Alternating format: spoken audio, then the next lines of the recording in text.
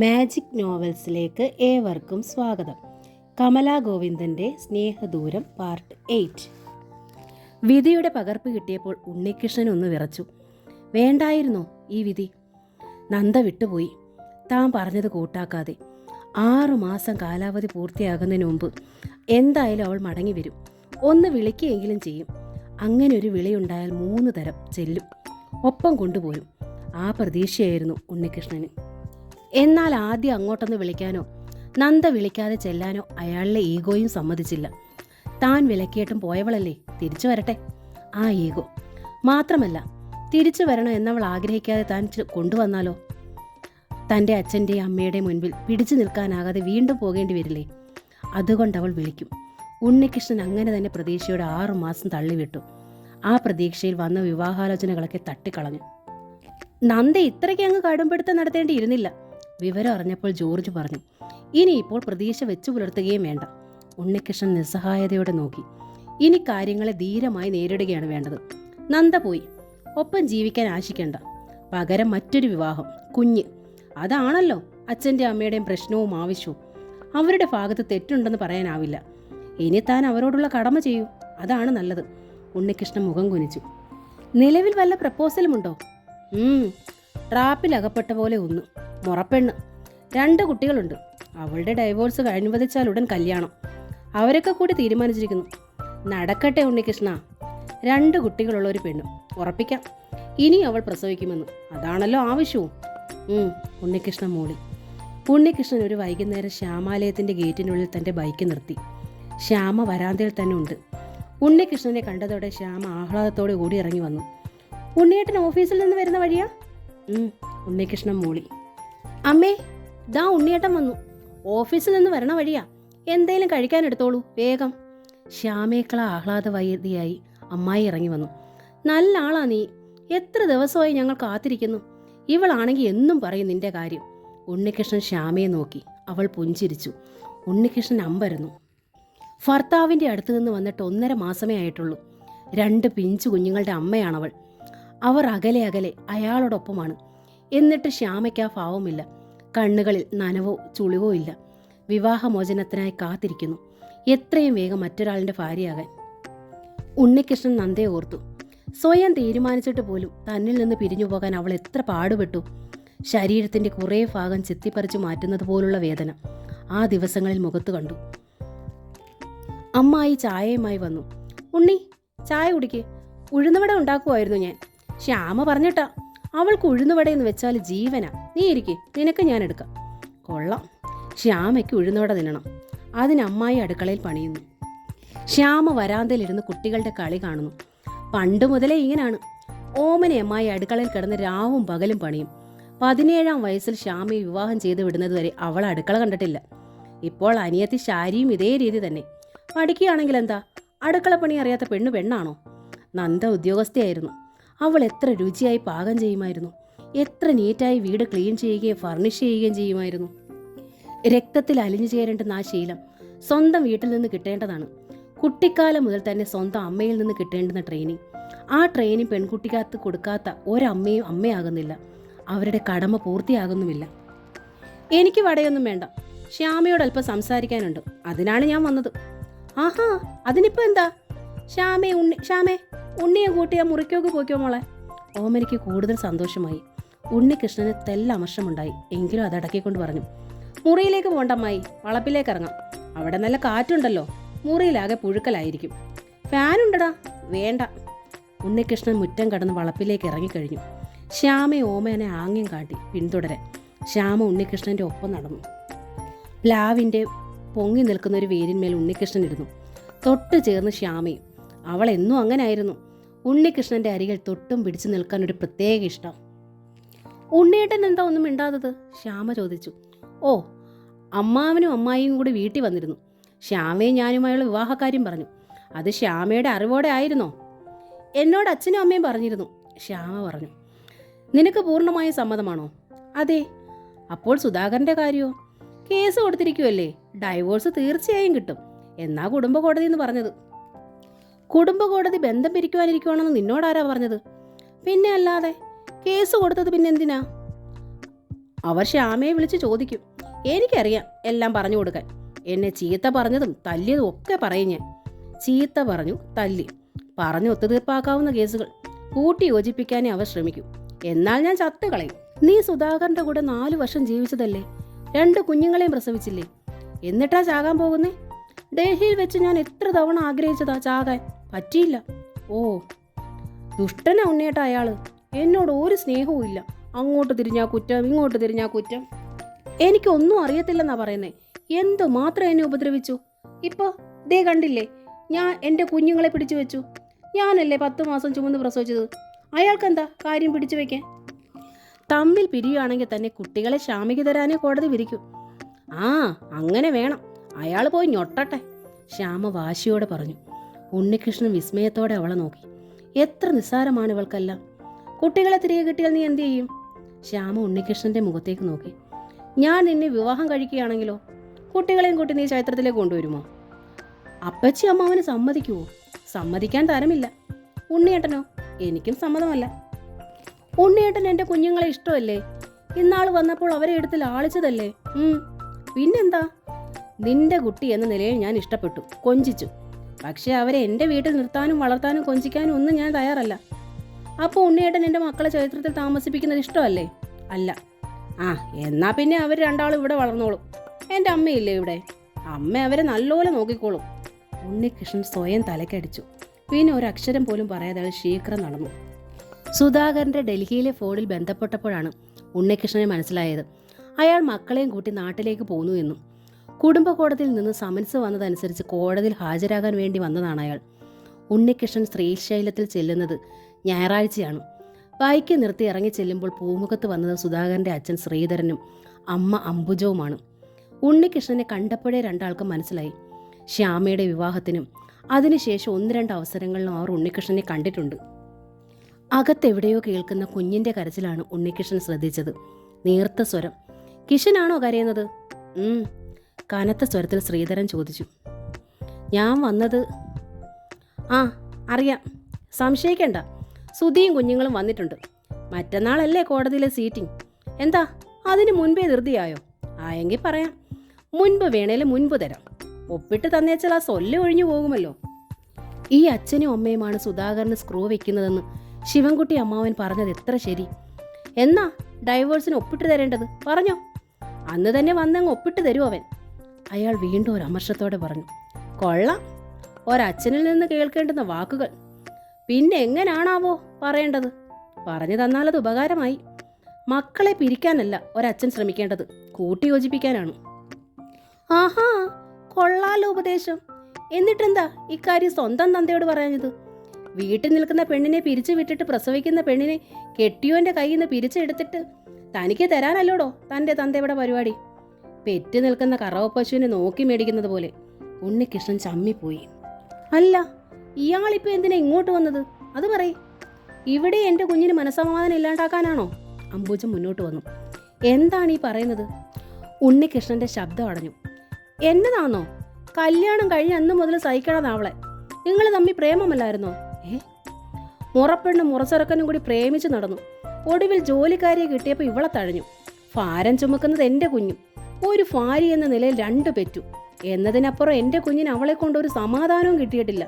അംബുജൻ വിഷമത്തോടെ തുടർന്നു. കേൾക്കണോ? വിവാഹം കഴിഞ്ഞ് 2 ആഴ്ച ഇവിടെ താമസിച്ചിട്ട് ആണവർ ഡൽഹിക്ക് പോയത്. അവൾ ഇടുന്ന അടിയുടുപ്പ് വരെ കഴുകി കൊടുത്തത് ഞാനാ. ഒരു ചായ ഉണ്ടാക്കാൻ അറിയില്ല, കറിക്ക് ഉപ്പ് നോക്കാൻ അറിയില്ല, ഒന്ന് വെച്ചുണ്ടാക്കാനോ ഒരു പാത്രം കഴുകി വെടിപ്പാക്കാനോ അറിയത്തില്ല. പഠിക്കണ കുട്ടിയല്ലേ, അവൾ ശീലിച്ചോളുമെന്ന് ഞാൻ സമാധാനിച്ചു. ഈ 4 വർഷമായിട്ട് ശീലിച്ചിട്ടില്ലവൾ. അന്നത്തെ പോലെ തന്നെ ഒക്കെ ചെയ്തു കൊടുത്ത് മകളെ തന്തയും തള്ളയും കൂടെ കൂട്ടത്തിൽ കടത്തി അങ്ങ് ഉറക്കിയാൽ മതിയായിരുന്നു. മറ്റൊരുത്തൻ്റെ ജീവിതം കുളം തോണ്ടാനായിട്ട് എന്തിനു കെട്ടിച്ചു വിട്ടു? ഉണ്ണികൃഷ്ണൻ തരിച്ചു നിന്നു. ഇവരാണ് ശരികേടെന്ന് ശിവൻകുട്ടി അമ്മാവനും ഓമനെ അമ്മായും എന്നും കുറ്റപ്പെടുത്തിയിരുന്നു. പക്ഷേ ശരികേട് അവരാണ്, ഇവർ ശരിയും. നാശം പിടിക്കാനൊരു ബന്ധം മുറിച്ച് തള്ളുന്നത് തന്നെയാ സ്വൈര്യതയ്ക്ക് നല്ലത്. ശ്രീധരൻ പറഞ്ഞു. എനിക്ക് സുധാകരനെ ഒന്ന് കാണണം. ഉണ്ണികൃഷ്ണൻ പറഞ്ഞു. എന്തിന്? സംസാരിക്കാനുണ്ട്. എന്തോന്ന് സംസാരിക്കാനാ? ആരാച്ചാ? കിഷന് ഫീഡിംഗ് ബോട്ടിൽ പിടിപ്പിച്ചു കൊടുത്തുകൊണ്ട് സുധാകരൻ ഇറങ്ങി വന്നു. പാല് കുടിക്കുന്നതിനിടയിലും കുഞ്ഞ് കരയുന്നു. അയാൾ വാവോ പാടുന്നു. തോളിലിട്ട് കുഞ്ഞിനെ കുലുക്കുന്നു. ഈ കുഞ്ഞിന് എന്തെങ്കിലും അസുഖമാണോ? സുധാകരൻ എത്ര ക്ഷീണിച്ചിരിക്കുന്നു.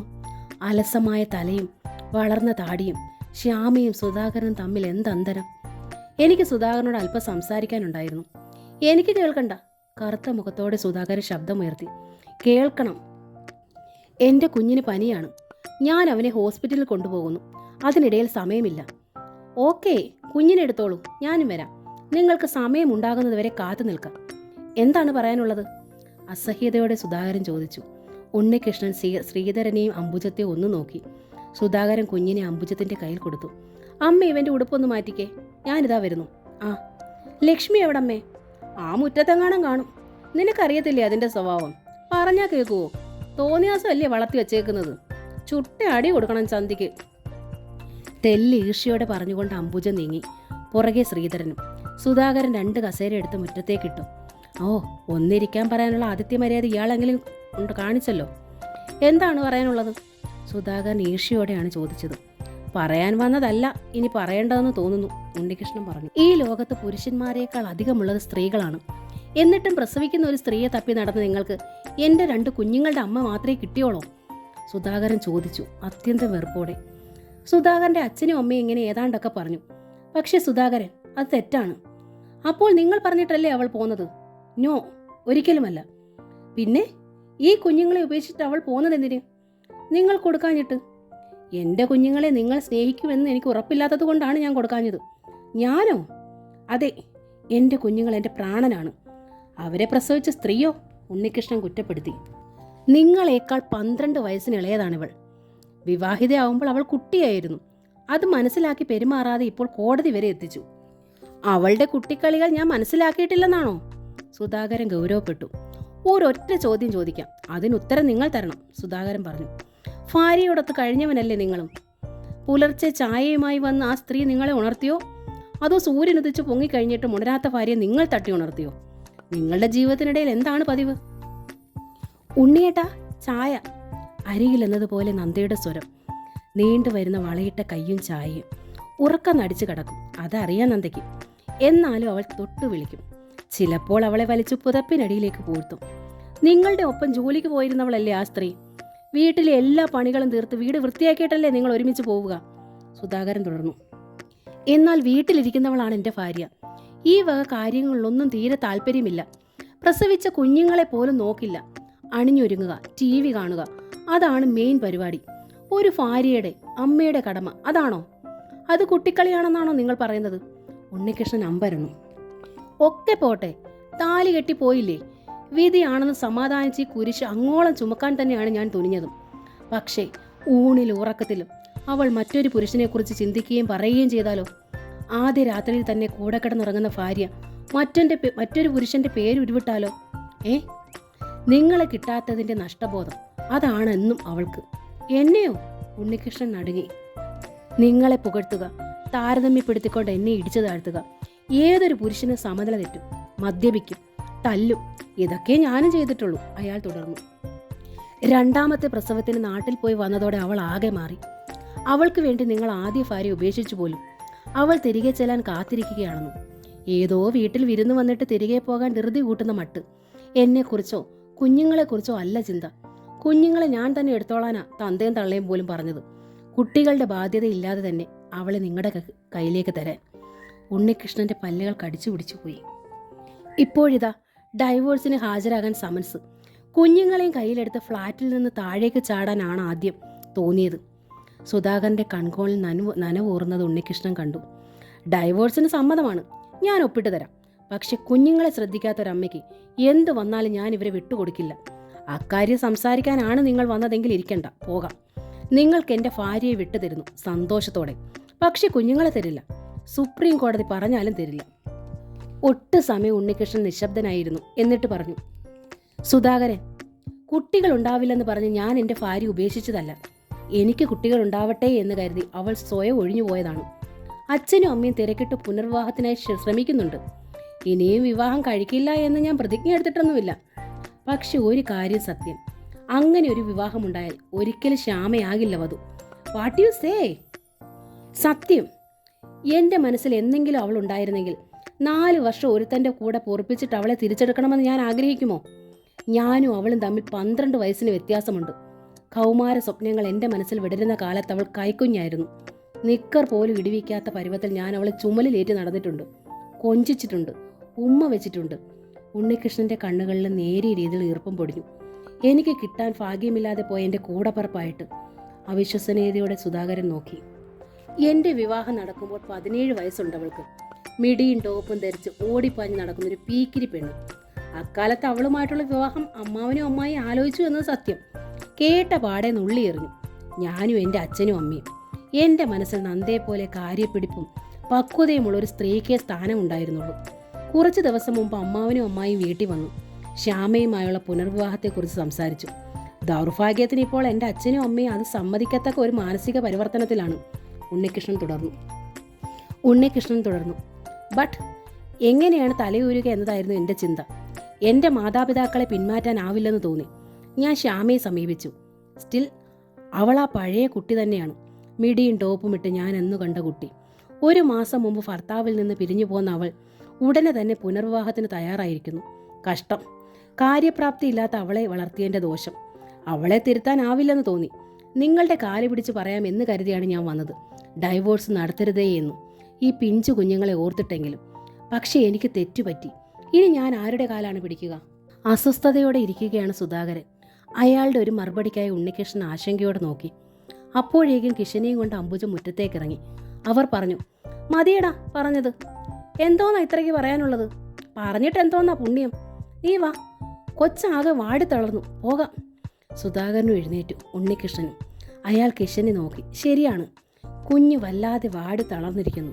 കരയാൻ തന്നെ പറ്റാത്ത മട്ട്. അകത്തുനിന്നും എന്തോ കാര്യത്തിന് ശാഠ്യം പിടിച്ച് കാറി കൂവിക്കൊണ്ട് ലക്ഷ്മിയും മുറ്റത്തേക്ക് വരുന്നു. ഉണ്ണികൃഷ്ണൻ തല കറങ്ങിയ മട്ടിൽ മുഖം തിരിച്ചു. ഉണ്ണികൃഷ്ണൻ വണ്ടിയിൽ ശ്യാമാലയത്തിൻ്റെ ഗേറ്റിൽ വീണ്ടും ചെല്ലുമ്പോൾ ശ്യാമ കുട്ടികളുടെ ഒപ്പം ബലൂൺ തട്ടി കളിക്കുകയാണ്. ഉണ്ണികൃഷ്ണനെ കണ്ടതോടെ ശ്യാമ അയാൾക്കരികിലേക്ക് ഓടി വന്ന് ചേർന്ന് നിന്നു. വണ്ടി കയറ്, അയാൾ പറഞ്ഞു. ശ്യാമ കടന്നിരുന്ന് കഴിഞ്ഞു. എവിടെ പോകുവാടാ? തൂമ്പ തൊടിയിൽ തന്നെ ഇട്ടിട്ട് ശിവൻകുട്ടി അമ്മാവൻ കരിയിലെത്തി. ഹോസ്പിറ്റലിലേക്ക്. ഹോസ്പിറ്റലിലോ? അവിടെ ആരാ? ഈശ്വരി ചേച്ചിയോ അളിയനോ? അവർ 2 ആളുമല്ല, ഇവളുടെ കുഞ്ഞ്. ഇവളുടെ മുലപ്പാല് കുടിക്കാഞ്ഞ് ഇവളെ കാണാഞ്ഞ് കരഞ്ഞു ചാകാറായ ഒരു പിഞ്ചു കുഞ്ഞ്. അവൻ പിടിച്ചു വച്ചതല്ലേ, അവൻ അനുഭവിക്കട്ടെ, ശിവൻകുട്ടി പറഞ്ഞു. അവൻ പിടിച്ചു വച്ചതല്ല, നിങ്ങൾ ഉപേക്ഷിച്ചു പോന്നതാണ്. അതാണല്ലേ സത്യം. നീ എന്താടാ ഈ പറയുന്നത്? ഒന്നും ഒളിക്കണ്ടമ്മാവാ, എല്ലാം എനിക്കറിയാം. ഉണ്ണികൃഷ്ണൻ വണ്ടി മുന്നോട്ടെടുക്കാൻ ഒരുങ്ങി. എടാ നിൽക്കാൻ. ശിവൻകുട്ടി വണ്ടിക്ക് മുമ്പിൽ കയറിയുന്നു. മാറി നിൽക്കേ. ആദ്യമായി ഉണ്ണികൃഷ്ണൻ അമ്മാവൻ്റെ നേരെ കൈ ചൂണ്ടി അലറി. മക്കളുടെ ജീവിതം നന്നാക്കാനാണ് അച്ഛനും അമ്മയും നോക്കേണ്ടത്. പക്ഷെ നിങ്ങൾ 2 ആളും കൂടി ഈ പെണ്ണിൻ്റെ ജീവിതം നശിപ്പിച്ചു. ആര് തടഞ്ഞാലും ഞാൻ ഇവളെ കൊണ്ടുപോകും. ഇവൾ വരില്ലെന്ന് പറഞ്ഞാൽ ഞാൻ ഇവളെ കെട്ടി വലയ്ക്കും. ശവം എങ്കിലും ആ കുഞ്ഞിൻ്റെ അടുത്ത് എത്തിക്കും. ഇങ്ങനെ എടുത്ത് ജീവിക്കാതിരിക്കുന്നത് തന്നെയാണ് നല്ലത്. ശിവൻകുട്ടിയും അടുക്കളയിൽ നിന്ന് വന്ന ഓമനെ അന്തം വിട്ടു നിന്നു. ഉണ്ണികൃഷ്ണൻ വണ്ടി മുമ്പോട്ടെടുത്തു. വണ്ടി ഹോസ്പിറ്റലിലെത്തി. റൂമിൽ കിഷനെ ബെഡിൽ കിടത്തിയിരുന്നു. അവനെ പൊതിഞ്ഞു പിടിച്ച് തലകുമ്പിട്ടിരിക്കുന്ന സുധാകരൻ. കുഞ്ഞിന് ട്രിപ്പ് ഇട്ടിരിക്കുന്നു. അരികിലിരുന്ന് കരയുന്ന ലക്ഷ്മിയും. ഇതാ സുധാകരൻ, നിങ്ങളുടെ ഭാര്യ, ഉണ്ണികൃഷ്ണൻ പറഞ്ഞു. ശ്യാമ ഞെട്ടിത്തിരിഞ്ഞു. സുധാകരനും. ഈ ജന്മത്തിലോ വരും ജന്മത്തിലോ പോലും നീ എൻ്റെ ഭാര്യയാകില്ല ശ്യാമേ. ഒരിക്കലും നീ അത് മോഹിക്കുകയും വേണ്ട. നിന്റെ ഭർത്താവ് ഇതാണ്, നിന്റെ കുഞ്ഞുങ്ങളും, നിന്റെ ജീവിതം ഇതാണ്. അത് നീ മനസ്സിലാക്കുക, മറ്റൊന്നും ആഗ്രഹിക്കണ്ട. അത്രയും പറഞ്ഞ് ഉണ്ണികൃഷ്ണൻ റൂമിന് പുറത്തിറങ്ങി ശീഘ്രം നടന്നു. ശ്യാമ എന്ന ഭീഷണി തലയിൽ നിന്ന് ഊരിയെടുത്ത ആശ്വാസത്തോടെ. വെക്കേഷനാണിപ്പോൾ, മധ്യവേനൽ അവധി. അവധി തുടങ്ങിയതോടെ നന്ദയുടെ പകലുകൾക്കും ഒച്ചിൻ്റെ വേഗതയായി. കുറച്ച് സമയത്തേക്ക് TV കാണാം. അതും ഒരു ബോറടി തന്നെ. അതാണ് തനിക്ക് ഇഷ്ടപ്പെട്ടൊരു പണിയിലേക്ക് ശ്രദ്ധിച്ചത്, ചിത്രത്തുന്നൽ. കുരുവിയുടെ കൊക്കിന് മഞ്ഞ നൂലിട്ട് ഇഴയെടുക്കുമ്പോഴാണ് ഫോൺ. നന്ദ ഹാളിലിരുന്ന് തന്നെയാണ് തുന്നുന്നത്. റിസീവർ അവൾ തന്നെ എടുത്തു. ഹലോ, നന്ദേച്ചിയാണോ? ചെവിക്കുള്ളിൽ മന്ത്രണം പോലെ വേണുവിൻ്റെ സ്വരം. ഞാൻ വേണുവാണ്. വേണു എന്തിനാണ് വിളിച്ചത്? തെല്ല് ഗൗരവത്തിൽ തന്നെ നന്ദ ചോദിച്ചു. വിളിച്ചതോ? ആ, മായ ഹോസ്പിറ്റലിലാണ്. ഹോസ്പിറ്റലിലോ? എന്ത് പറ്റി അവൾക്ക്? നന്ദയ്ക്ക് ഉത്കണ്ഠയായി. ബ്ലീഡിങ്. 2 ദിവസമെങ്കിലും അഡ്മിറ്റ് ആകണമെന്ന് ഡോക്ടർ പറഞ്ഞു. ഏത് ഹോസ്പിറ്റലിലാണ്? ക്രിസ്തുരാജിൽ. നന്ദേച്ചി ഒന്ന് വരാമോ, മായയ്ക്ക് കൂട്ടായിട്ട് നിൽക്കാൻ? അത് പിന്നെ. നന്ദേച്ചിക്കാകുമ്പോൾ ഇപ്പോൾ വേറെ തടസ്സങ്ങളൊന്നും ഇല്ലല്ലോ, വേണു വിശദീകരിക്കുന്നു. നന്ദ റിസീവർ വെച്ചു. പിന്നെ തുണിയും ഫ്രെയിമും ഒക്കെ മാറ്റി വെച്ചിട്ട് എഴുന്നേറ്റ് അകത്തേക്ക് ചെന്നു. മായ ഹോസ്പിറ്റലിലാണമ്മേ, നന്ദ പറഞ്ഞു. രേവതി ടീച്ചർ എഴുന്നേറ്റു. വേണുവിൽ നിന്ന് അറിഞ്ഞ വിവരം നന്ദ പറഞ്ഞു. രേവതി ടീച്ചർ പെട്ടെന്ന് ഡ്രസ്സ് മാറ്റി ധരിച്ചിറങ്ങി. ഞാനിവിടെ വന്നാലോ അമ്മേ, നന്ദ ചോദിച്ചു. ഞാൻ അങ്ങ് ചെല്ലട്ടെ, എന്താണെന്ന് നോക്കട്ടെ, നീ വരണമെങ്കിൽ ഞാൻ വിളിക്കാം, ടീച്ചർ പറഞ്ഞു. അതല്ലമ്മേ, നന്ദ വിമ്മിട്ടത്തോടെ മുഖം ഇളക്കി. അമ്മ ഇവിടെ ഇല്ലാതെ ഞാൻ. രേവതി ടീച്ചറിന് അനുതാപത്തോടെ മകളെ നോക്കി. ആ മാതൃഹൃദയം ആർദ്രമായി പോയി. ആഴ്ചയിലെ 7 ദിവസവും രാവും പകലും വീട്ടിലിരിക്കേണ്ടതായി വന്നപ്പോൾ മകൾക്ക് വീർപ്പ് മുട്ടുന്നുണ്ടാകും. ലതയുടെ പോരും അവഗണനയും അത്രയേറെയുണ്ട്. ഇരുവർക്കുമിടയിൽ കിടന്ന് സങ്കടപ്പെടുന്നത് താനും. എന്താണ് ചെയ്യുക? വേണുവിൻ്റെ ഉള്ളിലിരിപ്പ് അറിയാമെങ്കിലും അങ്ങോട്ട് പോയാൽ അമ്മ കൂടെയുണ്ടല്ലോ എന്നതാണ് നന്ദയുടെ ആശ്വാസവും. നീ ഇപ്പോൾ വരണ്ട, ഞാൻ ചെല്ലട്ടെ. അവൾക്ക് സീരിയസ് ആണെങ്കിൽ ഞാൻ വിളിക്കാം, അപ്പോൾ വന്നാൽ മതി. സീരിയസ് അല്ലെങ്കിൽ 1-2 ദിവസത്തേക്കല്ലേ. മകളുടെ മുഖത്തേക്ക് നോക്കിക്കൊണ്ട് അമ്മ പറഞ്ഞു. സഹിക്കണം. നന്ദ സമ്മതമെന്ന മട്ടിൽ മൗനം പൂണ്ടു. ഹോസ്പിറ്റലിൽ ചെന്ന് അല്പം കഴിഞ്ഞപ്പോൾ രേവതി ടീച്ചർ വിളിക്കുകയും ചെയ്തു. 2 ദിവസത്തെ ഒബ്സർവേഷൻ ഉണ്ട്, അതിനിടയിൽ ടെസ്റ്റും സ്കാനിങ്ങും, അത്രയേ ഉള്ളൂ. പേടിക്കാനൊന്നുമില്ല. ഞാൻ മറ്റന്നാൾ വരാം, നീ വരണമെന്നില്ല ഇങ്ങോട്ട്. ആ, അമ്മ പോരുമ്പോൾ ശില്പയും കൂടെ കൊണ്ടുപോരമ്മേ. ഞാൻ പറഞ്ഞു നോക്കാം, വേണു വിട്ടെങ്കിൽ കൊണ്ടുവരാം. ആ, നന്ദ റിസീവർ വെച്ചു. ശില്പയൊന്ന് വന്നു കിട്ടിയെങ്കിൽ. നന്ദ കൊതിച്ചുപോയി. തൻ്റെ ദിവസങ്ങൾ ചിറക് വെച്ച് പറന്നേനെ. രേവതി ടീച്ചർ പോയതോടെ ലത കൂടുതൽ അകൽച്ച തന്നെ കാട്ടി. സ്വന്തം വീടാണെങ്കിലും ഒരന്യ വീട്ടിൽ അധികപ്പറ്റായി താമസിക്കുന്ന പരിങ്ങലുണ്ടായി നന്ദയ്ക്ക്. ലതയുടെ ഇഷ്ടാനിഷ്ടങ്ങൾ നോക്കാതെ നിൽക്കാനും തിരിയാനും ആഹാരം പോലും വിശപ്പിന് കഴിക്കാൻ പറ്റാത്ത അവസ്ഥ. നന്ദ വളപ്പിലേക്കിറങ്ങി. അമ്മ നട്ടുപിടിപ്പിച്ചിട്ടുള്ള ചീനിക്കും വെണ്ടയ്ക്കും വഴുതനങ്ങയ്ക്കും ഒക്കെ വെള്ളം ഒഴിച്ചു. സമയം നീങ്ങി കിട്ടുകയും ചെയ്യും. ലതയുടെ വീർത്ത മുഖം കാണുകയും വേണ്ട, പിറുപിറുക്ക് കേൾക്കുകയും വേണ്ട. വൈകുന്നേരം അശോകൻ വന്നു. രാത്രിയിൽ അവരിരുവരും ആഹാരം കഴിച്ചു. നന്ദയെ വിളിച്ചതുമില്ല. എന്നും അങ്ങനെയാണ്. അമ്മയും നന്ദയും കൂടെയാണ് കഴിക്കുക പതിവ്. തങ്ങളുടെ സ്വകാര്യത ഒരല്പം പോലും നഷ്ടപ്പെടുന്നത് ലതയ്ക്ക് സഹിക്കില്ല. ലതയുടെ ചലനത്തിനനുസരിച്ച് ആടുന്ന വെറും പാവയായിരിക്കുന്നു അശോകൻ. അവർ ഇരുവരും മുറിയിൽ കയറി വാതിലടച്ചു കഴിഞ്ഞപ്പോഴാണ് നന്ദ ആഹാരം കഴിക്കാൻ അടുക്കളയിൽ എത്തിയത്. പിറ്റേന്ന് ഏതാണ്ട് ഇതൊക്കെ തന്നെയായിരുന്നു അവസ്ഥ. അന്ന് 4 മണിയായപ്പോൾ അശോകന്റെ ബൈക്ക് മുറ്റത്തെത്തി. അവൻ സാധാരണ രാത്രി 8-നേ വരാറുള്ളൂ. ഇന്നെന്താ നേരത്തെ വന്നത്? നന്ദ ചോദിക്കാൻ പോയില്ല. അശോകൻ അകത്തുള്ളപ്പോൾ ആ ഭാഗത്തേക്ക് ചെല്ലുന്നത് തന്നെ ലതയ്ക്ക് ഈർഷ്യയാണ്. സ്വന്തം വീട്ടിൽ ഇത്രയേറെ വീർപ്പുമുട്ടലും സ്വാതന്ത്ര്യമില്ലായ്മയും ഉണ്ടാകുമെന്ന് നന്ദ തീർത്തും പ്രതീക്ഷിച്ചിരുന്നതല്ല. 5 മണി കഴിഞ്ഞു കാണും. അശോകന്റെ വിളി കേട്ടു. നന്ദേച്ചി. കയ്യിലും കാലിലും പറ്റിപ്പിടിച്ച മണ്ണും ചെളിയും പൈപ്പിന്റെ ചുവട്ടിൽ കഴുകിയിട്ട് ഉള്ളിലേക്ക് കയറി ചെല്ലുമ്പോൾ നന്ദ കണ്ടു. പുറത്തു പോകാനുള്ള നല്ല വേഷങ്ങളും ആഭരണങ്ങളും ധരിച്ച് ലത നിൽക്കുന്നു. ടുട്ടുവും അശോകനും നല്ല വേഷത്തിൽ തന്നെ. നിങ്ങൾ എവിടെ പോകുന്നു ലതേ? വീട്ടിൽ പോവുക? ഇപ്പോഴോ? ആ, എൻ്റെ അച്ഛൻ്റെ ബർത്ത്ഡേയാ. രാവിലെ തന്നെ ചെല്ലണമെന്ന് അമ്മ പറഞ്ഞതാ. അപ്പോൾ രാത്രി വൈകിയേ വരൂ അല്ലേ?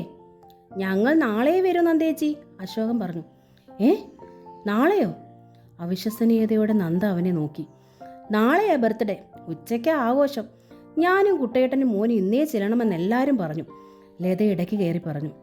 ഞാനും കുട്ടേട്ടനും മോനും. നന്ദ സ്തബ്ധയായി നിന്നു. അമ്മ ഇവിടെ ഇല്ല, താൻ ഒറ്റയ്ക്കാണെന്നും അറിയാം. എന്നിട്ടും ഭാര്യയും കുഞ്ഞിനെയും കൂട്ടി അവൻ പോകുന്നു. അവരിറങ്ങിക്കഴിഞ്ഞു. അവരുടെ വണ്ടി അകന്നു പോയപ്പോൾ നന്ദ തളർന്നു കുഴഞ്ഞു പോയി.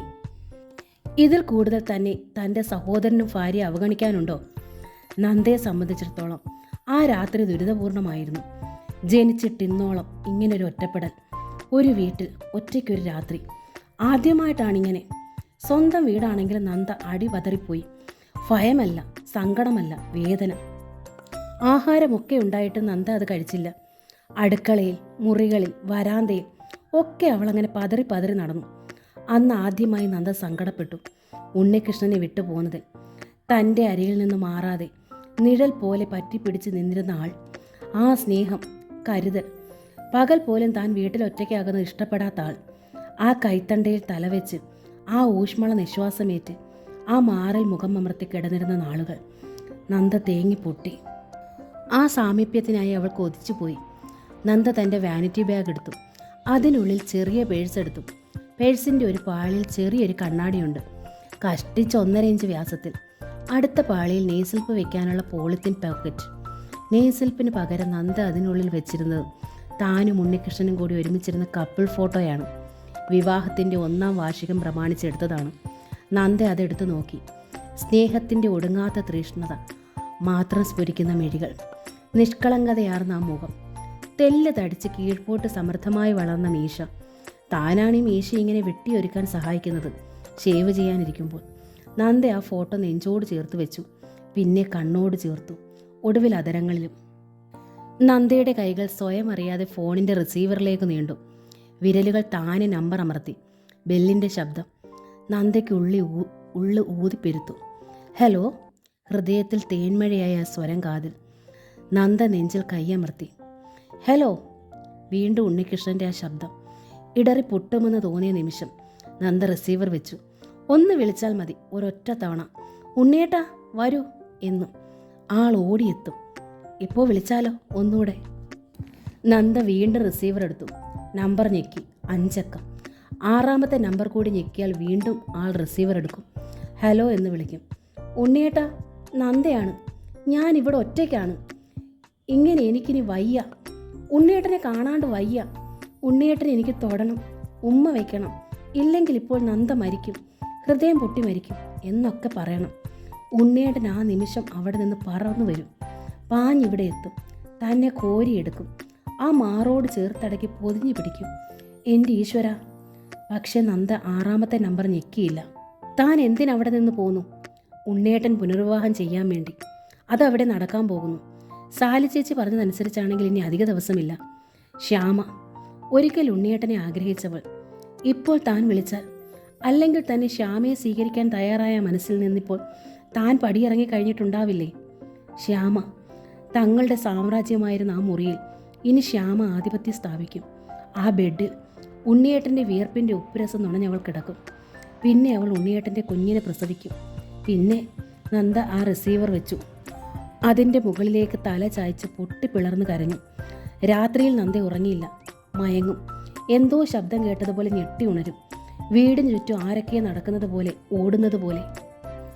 ഏറെ വൈകിയാണ് അവൾ മിഴി പൂട്ടിയത്. ഉണർന്നപ്പോൾ നേരം പുലർന്നിരുന്നു. നന്ദ അടുക്കളയിലെത്തി. ഇന്നലെ താൻ ഒന്നും കഴിച്ചില്ല. അതൊക്കെ എടുത്തു കളഞ്ഞു. കഞ്ഞിയും കറിയും വേറെ വെച്ചുണ്ടാക്കിയെങ്കിലും ഉച്ച കഴിഞ്ഞിട്ടും നന്ദ ഒന്നും കഴിച്ചില്ല. വിശപ്പ് പൂർണ്ണമായും നഷ്ടപ്പെട്ടിരുന്നു. സ്വന്തം മുറിക്കുള്ളിൽ ഒരു തടവുകാരിയെ പോലെ ഇരുന്നു. ബൈക്കിൻ്റെ ശബ്ദം മുറ്റത്ത് കേട്ടു. ഓ, ലതയും അശോകനും വന്നതാവും. നന്ദ എഴുന്നേറ്റ് എന്ന് വാതിൽ തുറന്നു. വന്നതവരല്ല, വേണു. കയ്യിൽ ഫ്ലാസ്ക്.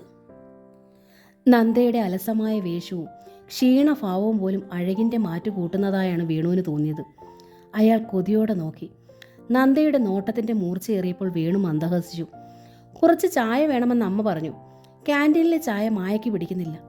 താനിവിടെ ഒറ്റയ്ക്കാണെന്ന സത്യം അമ്മയ്ക്കറിയില്ലല്ലോ. നന്ദ ഫ്ലാസ്ക് വാങ്ങി. വേണു കയറി ഡ്രോയിങ് റൂമിലിരുന്നു. നന്ദ കിച്ചണിലേക്ക് കയറി ചായക്കുള്ള വെള്ളം ഗ്യാസിന്മേൽ വെച്ചു. പെട്ടെന്ന് ചായ ഉണ്ടാക്കി കൊടുത്ത് വേണുവിനെ പറഞ്ഞു വിടാൻ തിടുക്കമായിരുന്നു നന്ദയ്ക്ക്. പാലെടുക്കാൻ തിരിയുമ്പോഴാണ് നന്ദ കണ്ടത്. വാതിൽക്കൽ വേണു. കഴുകനെ കണ്ട കുഞ്ഞി പൈങ്കിളയെ പോലെ അവൾ ഒന്ന് വിറച്ചു. അടുത്ത നിമിഷം കൂസലില്ലായ്മ നടിച്ചവൾ പറഞ്ഞു, ചായ ഉണ്ടാക്കി ഞാൻ തരാം, വേണു സഹായിക്കണ്ട. അത് ശ്രദ്ധിക്കാത്ത ഭാവത്തിൽ വേണു ചോദിച്ചു, ഇന്നലെ നന്ദേച്ചി ഇവിടെ ഒറ്റയ്ക്കായിരുന്നല്ലേ? നന്ദ ഞെട്ടിപ്പോയി.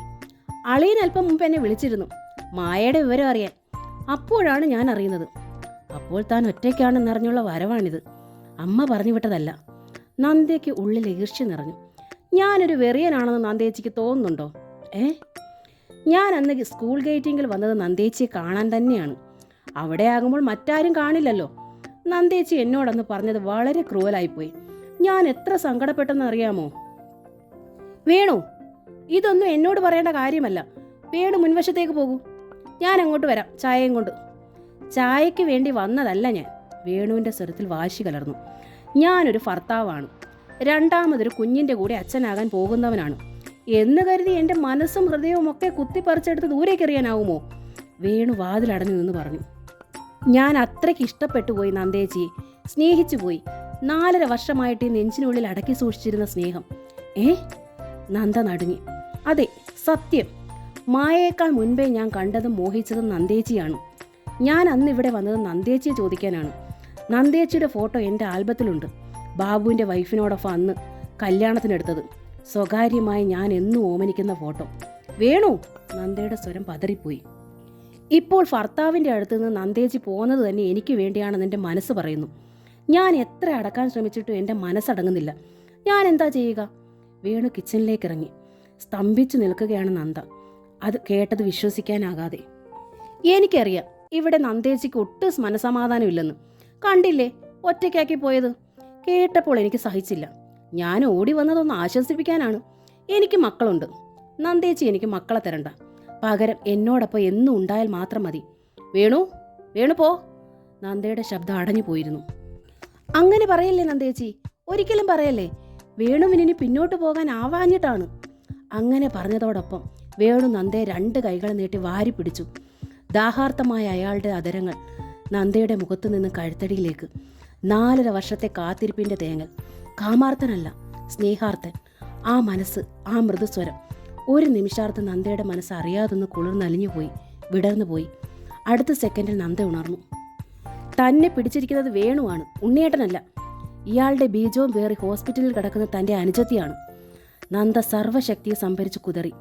എന്നിട്ട് ആ ശക്തി വലത് കൈയിലേക്ക് സ്വരൂപിച്ചു. ആഞ്ഞൊരടി. വേണു ഞെട്ടിപ്പോയി. നന്ദ! അരുതേ എന്ന അപേക്ഷയായിരുന്നു ആ വിളി. നന്ദ വീണ്ടും ഞെട്ടി.